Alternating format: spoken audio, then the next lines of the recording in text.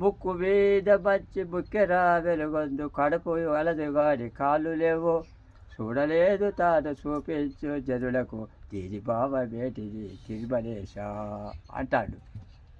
అతనేది అతను నాకు రాదు. అత చెప్పు.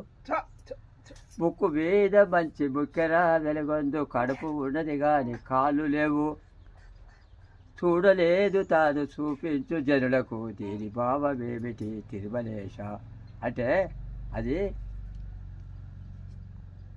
దీపం అనొచ్చు, ఖంజీర్ అనొచ్చు.